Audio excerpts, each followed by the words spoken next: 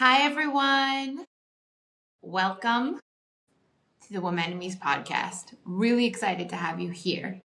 Today, we're going to talk about job descriptions when it comes to being a parent. Think about it, in my corporate life, in my world, in the legal world, in my work there. Every time I applied for a job, applied for a promotion, received a promotion, there was always at least bullet points. There was a job description of what, was encompassed in my job, what was my responsibility, what were my goals, and the day-to-day tasks, the monthly tasks, the annual tasks. So you knew about it when you were applying, or you knew about it if you were offered a promotion. You knew about it before you had time to accept, negotiate. You knew the salary, at least the salary range. You knew all of those things. So you had time.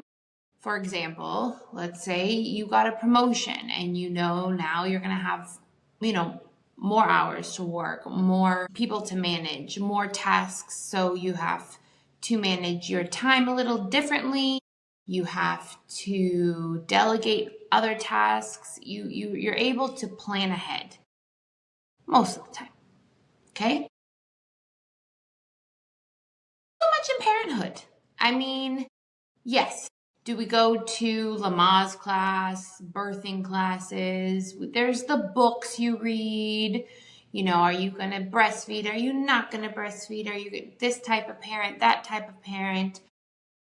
But in general, it's just something, I heard a lot of people say, don't think too much ahead, take it day by day. And 1000% when you give birth as women, it is something that you can't think even a couple days down the road. You have to take it day by day because that little blessing is growing in different ways physically, and you have to, chart how many times they pooped, peed, feeding, because you have to talk with a pediatrician. So there are things absolutely that you just grow into. You just have to take that day by day. But parenthood, the duties, the division of work, and the mental load that goes into that is never discussed. It's like this dirty little secret that the kid comes and they're not a baby anymore. They're in preschool, they're in daycare, they're going to elementary school, middle school, high school. There's no discussion about duties. There's no, in most households, and some there are, and they are very progressive, and we want to all model that. But in general, there's no preparing for the mental load and the tasks that people just think will get done like that. I was just having a conversation with one of my friends, and this is a little bit of a getting sidetracked, but it goes on point with the whole, we think things just happen like that. Vacation time, it's summer, right? We're getting ready. Some people have, a week off, 10 days, 2 weeks. And a lot of the time, the other partner in the family, who a lot of the time is the man, they don't realize how much goes into just packing. It's not just, oh yes, throw it in a suitcase, we're good. It's making sure everything's clean beforehand. Packing takes time because you don't want to overpack, you don't want to underpack. And then it's also the organizing the house before you leave so you don't come back to ants if you left food out, or you don't come back to a messy house because when you come back you have to do laundry and put things away. But packing does not just take one day. You have to make a list of items that you'll need to go on the trip, pack certain items for each child if there's more than one child. And a lot of the time it's sometimes packing for the other parent that doesn't get involved with packing. So, but in their head it's like, okay, what, a couple hours? Done. Back to this. When I was pregnant, I was told, you're not going to have a lot of sleep. The baby's going to eat every, 3 to 4 hours. Your bodies and hormones are going to be everywhere. Yeah, they do tell you that. But how awesome would it be, like, before you get married, some people do premarital counseling. You go and you prepare for the birth of your child. They prepare you for all those things physically. But mentally, just with the task, no one tells you this. It's just like, oh, they'll figure it out. And what ends up happening is we never make the invisible visible. We never make the little daily tasks that add up. We never make them visible, and we never make the mental load that adds up every day visible. So no one's writing it down. That's why I have been writing it down every single day on an Excel sheet.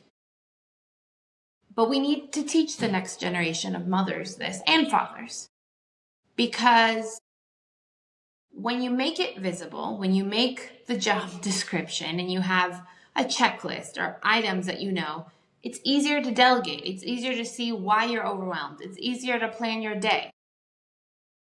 But what happens is no one's talking about it. No one's discussing why it's so important to talk about these tasks and mental load. And then what happens is usually one parent becomes a default parent and everything goes to them.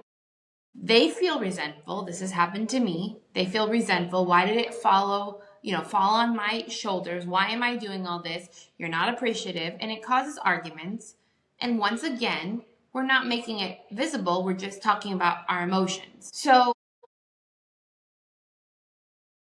I can hear a lot of moms saying, well, it's too late. My kid now is 5, 10, 15 years old. Nope, never too late. There's some homework you can do. Sit down with your partner and discuss all the tasks that need to be done for the upcoming week. And to know this, I would recommend writing out, at least for the next couple days, try for a week, writing down everything you do. And don't even leave out a little thing. Like, don't leave out grocery shopping and unpacking the groceries and organizing the refrigerator and meal planning and cooking, and write how much time it takes you to do. But sit down with your partner and say, write me down a list of your duties and tasks that you in relation to parenting. And I'm going to write down mine. Write it all down. Now, don't compare lists. This is not who's better and who has more work than the other, because it's going to come up. And then combine them into a master list and see where you can divide up things. And just organically, the parent that doesn't do as much in terms of the daily tasks and mental load will be able to see it without judgment, without being on the other side of overwhelm. And then have a conversation saying, okay, how can we divide these tasks up more evenly on a daily, weekly basis? Now, if you're pregnant, it's even like you're ahead of the game. You're the most ahead of the game if you are thinking of having a child with your partner and sitting down and saying, okay, these are the tasks I know that, these are the mental loads that come in. These are all these things that are going to be needed from us from when they're an infant to their 1-year-old, 2-year-old. And we can have an agreement to discuss, every year, every 6 months as the child gets older, because they have needs, right? But at least write them all down, the ones that you know of. Talk to your friends of everything that's going to be needed for that child. And then divide it up, have a conversation. So at least the invisible is visible. And this is talking about meal planning. When there is a baby that's only breastfeeding, the meal planning is the mother. So it's a huge duty, because it's every 3 hours, every 4 hours off the bat. Let's talk about infants. There's scheduling the pediatrician appointment, following up with a pediatrician. There is the tracking of how many times the baby pooped, peed, drank water, not water, sorry, you're breastfeeding, breastfed, if they're colicky, their sleep schedule, not that you'll have them on a schedule, but how many hours are they sleeping? Are they taking naps? Is there something worrisome? Follow up for the mom with her gynecologist, making those appointments. It doesn't have to, it's a team thing. This woman just gave birth to the child. So if the husband has to put on their list to help her make the appointment, or, help her schedule the appointment, meaning saying, what days do you have available? And the husband's calling and making the appointment. Meal planning. For the mom, she's breastfeeding, okay? And even if she's not breastfeeding, I'm not saying one is better than the other. She's bottle feeding. The mom still needs to eat. Her body has gone through up and down. She needs to eat. She might not have time to, cook. And once again, it shouldn't always fall on one parent. That could have been a responsibility of hers prior to having the child. But right now, a lot of her effort, especially when they're a newborn, is going into catering to this new being that is dependent on their mother. So whether that is the partner cooking every day, partner going grocery shopping, one of the grandparents delegating it out. There's wonderful things. I've been part of groups where a group of friends, each one cooks a meal for the week and they take it to the new parents because both parents are doing other duties in the house. And so delegating the meal planning out to a group of friends, to a group of family is huge. Being here in Greece, one thing I do really admire is you see parents and grandparents and aunts like in the Tupperware, bringing food, for you to eat, for you to put in the freezer, and being aware that, surrounding the new parents with love, because just having this being and making sure that they're fed, that they're sleeping, and that they're adjusting is a full-time job for both parents. So yeah, it could be meal planning. If you don't have that type of community, one of the parents needs to grocery shop. Is it that you can afford to order delivery? If not, go out, pick it out. Now it's meal planning, cooking. How are we going to divvy this up? Be aware of what's going on in the house. The cleaning.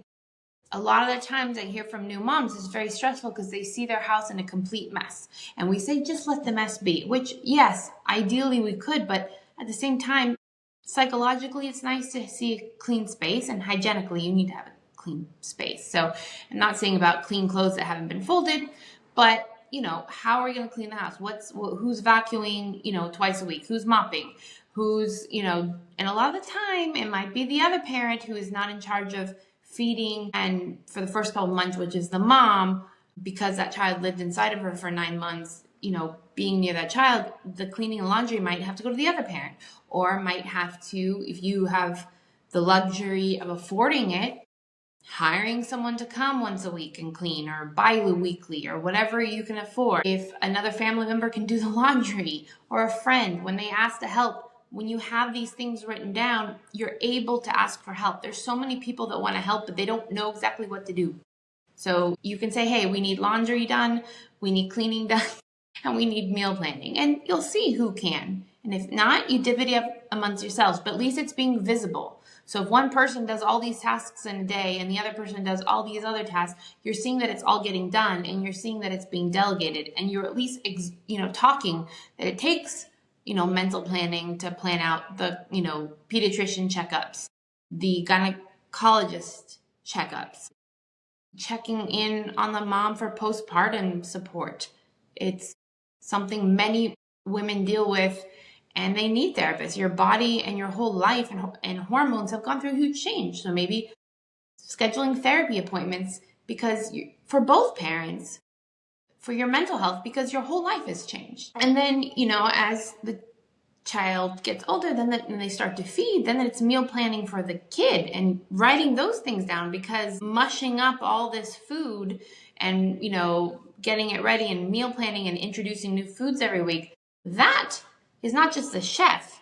That's a nutritionist with a chef with a sprinkle of some medical stuff in there, because you're looking for allergies and all that. So you're writing that down and you're talking with your partner saying these needs to be done. Then there's just the worry of, is my child okay? Is he developing correctly? Then there's daycare. If both parents are working outside of the house as well, it's finding a daycare. It's not just up to one parent. It's searching for it, going on visits together. Okay, who's going to research this area? I'll research this area. Let's come up with some questions. It's the emotional support when the mother returns to work outside of the home. And it's then also a lot of the time when the mother was on maternity leave, they were doing things around the house because they were also present. So a couple minutes here, wearing the child, doing the cleaning, maybe things got done. And that's why we need to make it visible, because when, both parents return to work outside of the home, one of those things, that's another item that needs to be done because they're both not home to be doing it. But also, even if the mother does not go to work outside of the home, she's still working a 24-hour job. So writing down what she's doing is phenomenal, because now as a couple, as a team unit, you're planning your day. And I want to take a quick pause here to say I acknowledge that I am talking as this is a couple. There are many, many single moms out there. And this podcast is for you too as well, because yes, it's going to be harder because you don't have that other half. But that doesn't mean you don't have a village. And it's important for you to know everything you do in the day. First, to pat yourself on the back because you're doing an extreme amount of work, but also to know how to plan out your day, where you can delegate, where to rely on your village, and how to ask for help. So I am talking about couples, but this is also applicable to single moms. And sometimes, and I've been hearing this a lot, there are mothers that are part of a couple, but everything goes on their shoulders and nothing is visible. We hear so many people say, okay, well, we've chosen that my husband will work outside of the home and I'll handle everything else. This everything else needs to stop, because this everything else is minimizing the mental load, the daily tasks that go into being a full-time mom and CEO of the household. So that's why we have to write everything down. And we have to have weekly conversations with the team that is in your house. It might not be a partner, husband, wife, boyfriend, girlfriend, girlfriend, wife. It might not be, a couple, romantic couple. It could be that you're living with your parents, so the grandparents are helping out. There's multi-generational living in the house and they're dividing it up. I see phenomenal examples here of the grandparents picking up the children from school, and then a couple of hours later, one of the parents returns, from work outside of the home to take over the second shift with the kids. But there's constant communication and planning. And as the kids get into their school years, it's not just back to school checklist. It's writing the emails to the school saying my child gels and they're with this type of teaching style, and following up with the teacher to make sure that the child is progressing. It's the impromptu emails that you get from the teacher, which is wonderful, that you have to respond to. It's the emotional support, whether you're reading books on the psychology of kids, listening to podcasts, trying to be an aware parent and be raising an independent, confident child. It takes work, and it's being available for homework, for questions, for emotional support, for party planning, for attending other people's parties, for scheduling their social calendar or their extracurricular signups, summer camp preparation and finding summer camps. When this all goes to one person, they just keep on doing it, and eventually they get a rhythm. Yes, like I've noticed certain things. I get a rhythm in how to plan for back to school or to search for extracurriculars, and it becomes more automatic, and it seems like it's being done like this, but that's because it's taken years and hours and efforts to master it. And regardless if it becomes automatic, it's still taking time up in my brain because I'm thinking of everything that needs to be done for the child. So that's why when new responsibilities get added, just like in a job, you add it to your responsibilities and you have an updated team meeting with the people in your household to say, this has been added to my plate.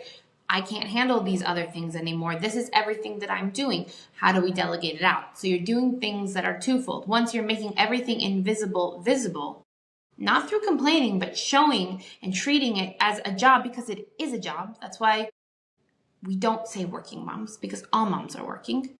It is a job, and you're taking pride and you're communicating all your tasks and responsibilities, and you're showing where you need to delegate certain things out, where work needs to be shared, and when new responsibility, because the child is entering a different stage, comes on. So one of my jobs is making the invisible visible through my work with companies, through my work with, women and couples. It's so important to write it down. And if you don't know what the mental load is, ask about it. Send me a message. I can have a session with you and your partner if you're expecting a child or you're even midway through parenthood. Parenthood never ends. There's a way we have to start writing our job descriptions as mothers and as fathers, as parents, as caregivers. Because only then can we understand everything we're doing, and the world can see it, and we can stop hearing people say, okay, that person works outside the home, the other person handles everything else, because not everything else was not meant to be managed by one person. And there needs to be a job description, because you are entering into a job when you become a parent, and it's a full-time job that needs emotional stamina, psychological stamina, physical stamina, and it needs a description. And that description will change. But bullet pointing it, writing it on an Excel sheet, and having the dialogue open is how we change the framework, how we change the language, and it's how we change how we're treating parents. And in this case, mothers, because mothers have just through centuries been given the task of rearing the child. It's changing, but still I see, even when a mother works inside and outside of the home, they're doing 80% of the household tasks. And when a mother is a full-time CEO of the household, they are working, their home is the work, raising the family. They are doing multiple careers and they're not getting recognized. And on top of that, people are saying, oh, you don't work, you're so lucky. So we need to change this. So I'm curious, sit down, write your job description, write your daily, weekly, and monthly and annual tasks relating to parenthood. Sit down if you have your partner with you or somebody else in the family, and show them all of that and show where, things can be delegated, brainstorm, and moving forward, write it all down. And companies, when you have an employee that is about to become a new parent, offer them a seminar like the ones that I provide, about how to prepare not just physically for parenthood, but checklists for the things that are going to be coming up as parents, and how to delegate it out, the conversations that need to be had with partners, the agreements. All these things can be taken care of and talked to, because wouldn't it be nice to go into parenthood knowing that we understand something? Like, we're not going to understand everything. It changes your world 100%. But having some sort of job description to start off with, and you can edit it and adjust as you go and use it as a conversation piece with your partner or with your family members or even with yourself, so that you can grow with it and treat it like a job, because it would be wonderful. And this is a wonderful, wellness support and to offer the employees in your company as they set foot in this wonderful, magical world of parenthood. So the first step in treating it like a job, because it is a job, is writing out a job description. I look forward to hearing from you. Thank you so much, and I look forward to hearing from you soon. Have a great day. Bye.